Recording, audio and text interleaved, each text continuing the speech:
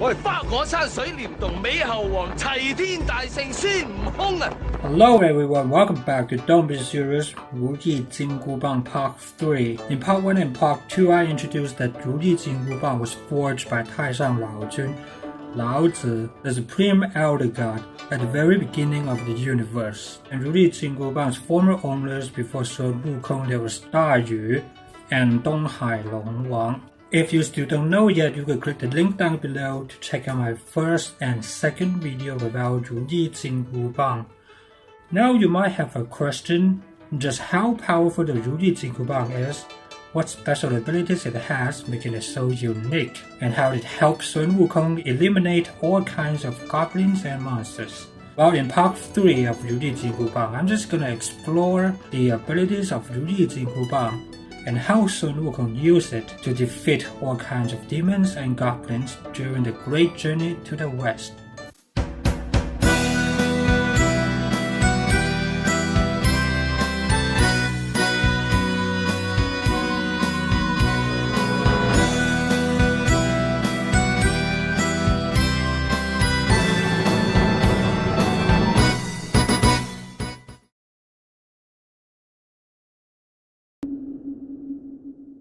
The RuYi JinGu Bang has a variety of fantastic abilities.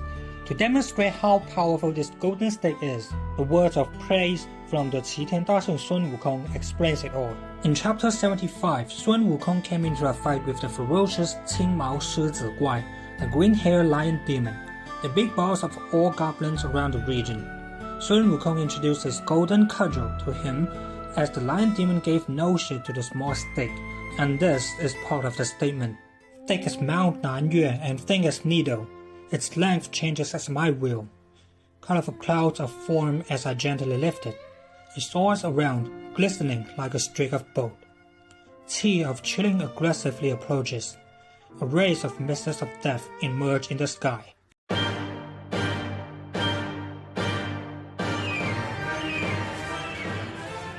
With this stake, I once raised a storm in the celestial palace of the heaven, screwing up the flood-pitch blanket majestically. Mighty kings of heaven fought hard, and never could they beat me. Naja head-to-head battled me, only to brought himself trouble. Never did I hide from the gods, but all I had for the fight was only a stick. Even 100,000 celestial soldiers could only flee from my invincibility. As we can see, the Sun WuKong appreciated so much of his changing abilities, swiftness and aggressiveness. The precious cudgel created by Taishan Laojun was able to counter every attack from the gods, who respectively harnessed sacred powers of different elements. Naja, a nifty child deity who specialized in fire power. Li Jing, Naja's father, chief commander of all celestial soldiers, holds a delicate golden tower bestowed by the Buddha that sucks all things, imprisoning those within the indestructible tower at his order. Lei Gong Dianwu, the god and goddess of thunder and lightning. Juling Shen, the outrageously giant deity with enormous strength. Si Da Tian Wang, the kings of the southeast and northwest regions of Mount Kindera. Each of them owns an object with unique function. Jade Lute, which hypnotizes all creatures when played. Qingyun Sword, of massive holy power. Cosmic Pearl Umbrella that controls wind and has strong absorbing ability. A Shenlong that is loyal to his master, the Western King. And the strongest among them, Lang Shen, the three-eyed god who is perfectly matched to Sun WuKong's power in every aspect, except the eyes and cloning ability. Now you might have a rough idea of the RuYi JinGu Bang's toughness. The gold cudgel is just as badass as its owner Sun WuKong. Together the gods couldn't even scratch a single hair of him. But wait, we have more to tell.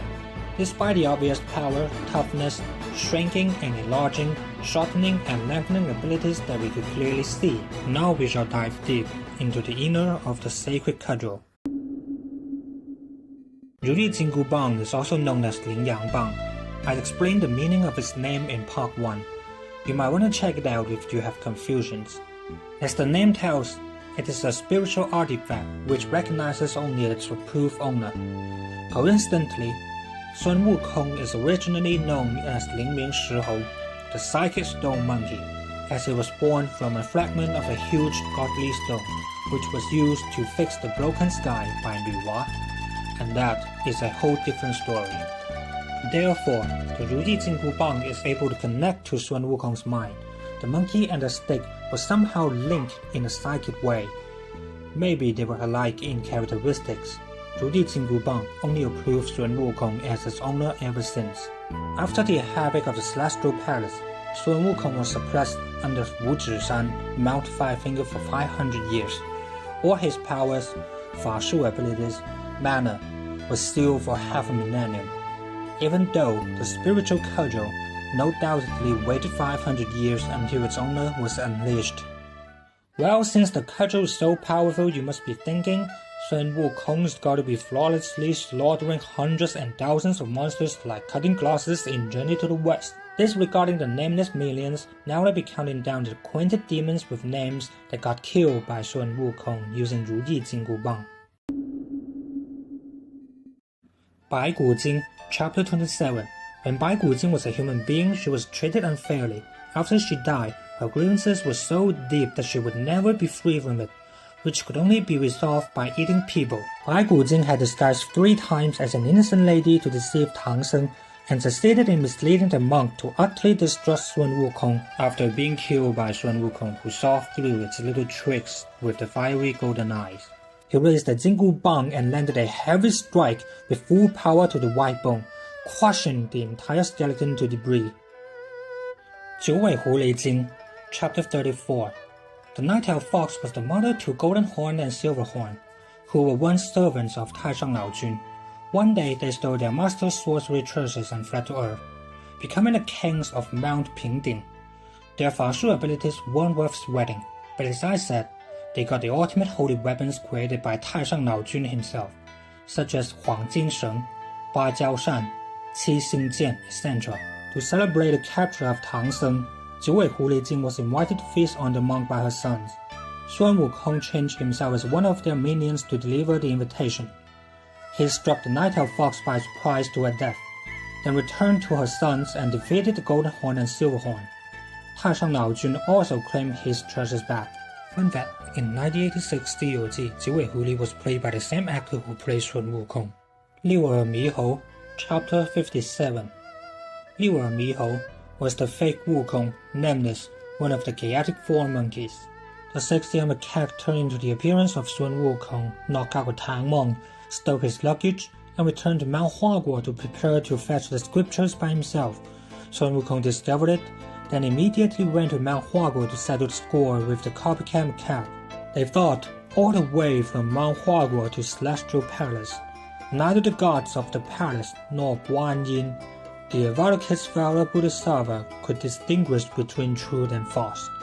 When they reached Hell, Diting, the mount of Di Zhangwang, the chaotic Bodhisattva identified the real and the fake, but it kept silent as it was afraid these 2 immortal monkeys were gonna turn this place upside down.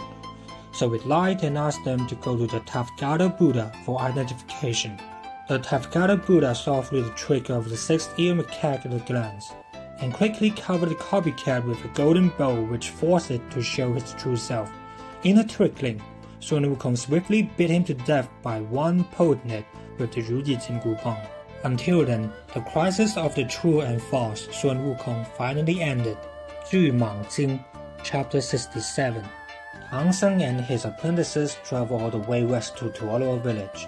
An elder told them there was a monster and asked Sun WuKong for help. Sun WuKong soon found that it was a terrifying gigantic python spreading fear to the folks. Having the upsized advantage, the huge python swallowed Sun WuKong, enjoying the winning complacently. But don't you forget, Sun WuKong could never get killed as he already erased his name from the book of living and death long ago. He stabbed through the python in the belly with the RuYi JinGu Bang. The despicable cannibal python eventually died in suffering.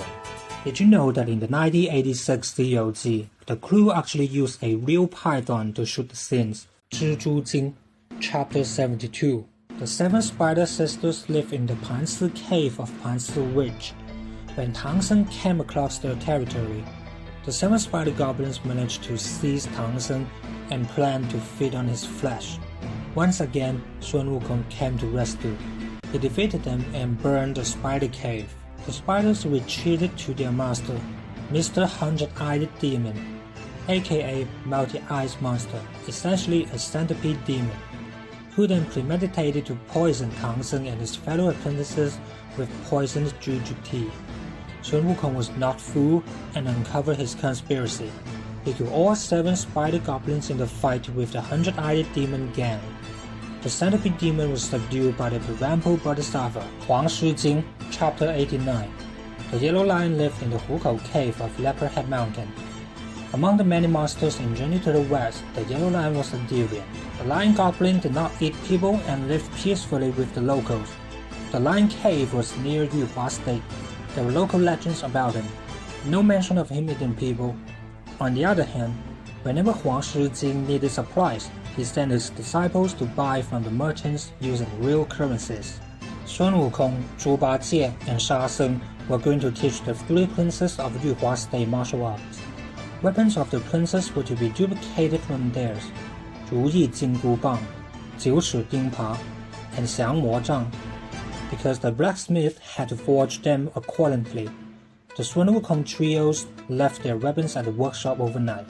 As a result, Huang Shi Jing stole the weapons that night and held a big celebration banquet, could even named it after Zhu Bajie's weapon, Ding Pa Yan. Such provocation led to the trio's encirclement and payback. Huang Shi Jing, the greedy lion, was finally killed by Sun WuKong during the Battle of Yuhua City. After his death, Sun WuKong demanded butchers to skin the yellow lion goblin along with other 6 lions in the cave, portioned their fleshes. The king was so delighted that he shared the meat with governors, soldiers, and citizens of the city. During journey to obtain the Buddhist scriptures, Sun WuKong repeatedly encountered relatives, little kid servants, or mounts of the gods, Bodhisattvas and Buddhas, who making waves, declaring to eat Tang Seng's flesh. Usually Sun WuKong was forced to personally summon their masters to subdue them and bring them back without taking their lives. Occasionally, when Sun WuKong was about to kill them, their master miraculously appeared right in time. Sun WuKong of course didn't want to let them go so easily, but he still did anyway, considering the ego, the phases of the Celestial Palace and the Buddhas. COG is a novel describing the real society. Therefore, regardless the nameless minions, there are not so many demons that killed by Sun WuKong. Well, this is the end of this video and the RuYi JinGu Bang trilogy. RuYi. If you enjoyed the video, hit the like button and subscribe. Stay tuned at Don't Be Serious for more Chinese urban legends and Chinese mythology stories. Until then, I will see you in the myth.